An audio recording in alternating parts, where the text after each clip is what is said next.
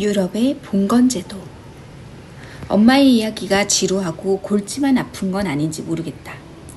유쾌한 역사여행 안내자가 되기란 정말 쉽지 않아. 그래도 너에게 편지를 쓰는 건 엄마에게 큰 기쁨이야. 얘기를 계속 하자꾸나. 지난번 편지에 이어서 오늘도 유럽 이야기야.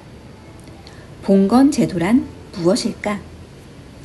유럽의 봉건제도는 로마가 멸망한 뒤 무질서와 혼란, 폭력이 흘러넘치는 가운데 만들어졌어. 힘센 자가 무엇이든 차지하고 더 힘센 자가 나타나 그를 때려뉘고 가진 것을 되뺏는 일이 되풀이됐지.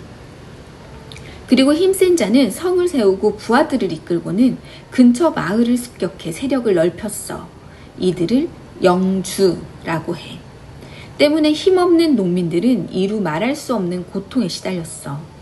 결국 농민들은 걷어들인 곡식 중 일부를 영주에게 바치고 영주를 위해 일해주는 대신 다른 영주에게 시달리지 않도록 보호해달라는 약속을 맺었어.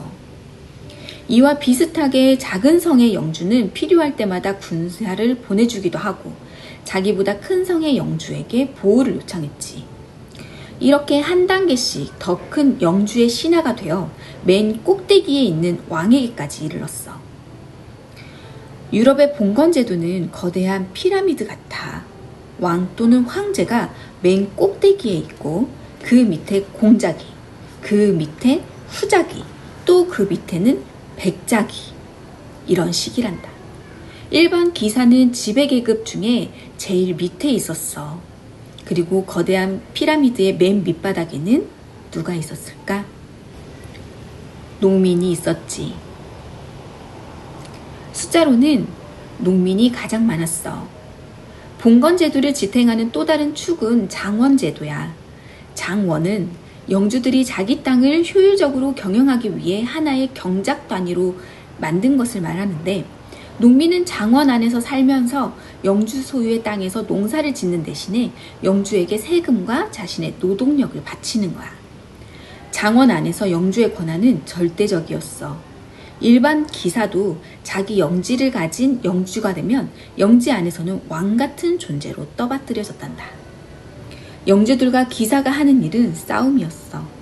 싸움이 없을 때는 사냥을 하거나 모의 전투, 아니면 말 타고 벌이는 창시합으로 시간을 보냈어. 절반은 노예, 절반은 농민.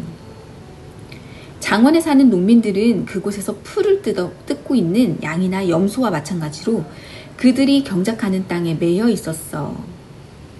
아이고.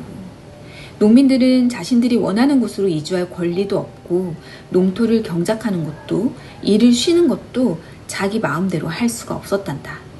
그들은 말 그대로 자유가 없는 사람들이었어. 그렇다고 그들이 고대 노예와 같은 것은 아니야. 노예제도는 기독교가 유럽에 전해지면서 금지되었으니까.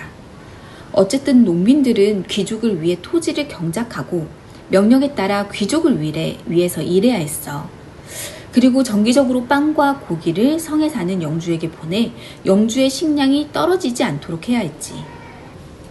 영주와 기사들은 밭에서 일하지 않는다는 이야기는 앞에서 했지. 농민들이 져야 하는 세금과 부역은 아주 무거웠단다. 여기서 잠깐 노르망디 지방에서 나온 기록을 읽어볼까?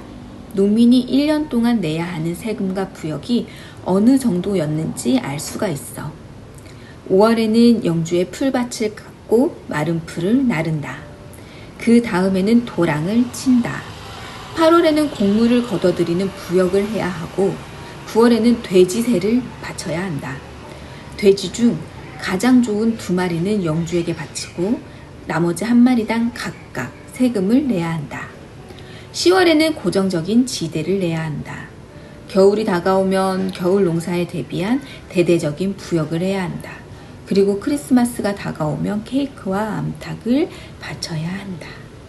그 밖에도 방앗간이나 농기구를 쓸 때 내는 사용료도 있었어. 방앗간과 농기구는 영주 거시기야 때문이야. 또 영지를 지나려면 통행세를 내야 했고 결혼하면 결혼세, 죽으면 사망세, 영주의 여행비까지 부담해야 했어. 교회도 하나의 영주였단다. 그래서 농민들은 교회에 자기의 번 것의 10분의 1을 세금으로 바쳐야 했어. 아, 이게 11조구나. 중세 농민은 자유롭지 못했어. 농민의 삶과 죽음은 영주에게 달려 있었지. 마치 노예처럼 영주에게 매인 상태였어. 그래서 중세 농민을 가리켜 농노라고 한단다. 절반은 노예, 절반은 농민이라는 뜻이야.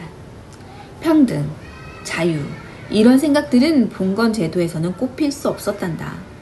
일방적인 권리와 의무만 있었지. 봉사받을 권리와 봉사할 의무.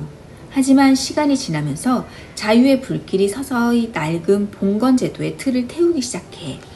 그 불씨가 된 사람들이 수공업자와 상인들이란다.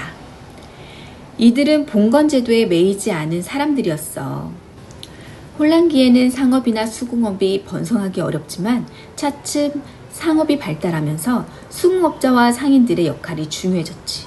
그러면서 작은 도시들이 들어서기 시작했단다. 쾰른, 프랑크푸르트, 함부르크가 대표적인 도시야. 처음에는 도시 역시 영주의 지배 아래 있었어. 영주는 시장세, 거래세, 통과세 같은 각종 세금을 거둘 수 있고 또 도시가 생기면 땅값이 올랐기 때문에 도시에 매우 호의적이었지. 하지만 도시가 날로 번창하자 도시인들은 영주의 불필요한 간섭과 지배에서 벗어나고 싶어 했어. 결국 도시민들은 돈으로 혹은 무력으로 자유를 얻는단다. 엄마 생각에 철저한 주종 관계로 이루어진 중세 봉건 사회에서 자유로운 도시의 등장은 유럽이 근대 사회로 발돋움하는 중요한 신호탄이 아니었나 싶구나. 오늘의 이야기는 여기까지야. 짧았지? 그럼 다시 들으면서 우리 꿈나라로 여행을 떠나보자. 잘 자렴.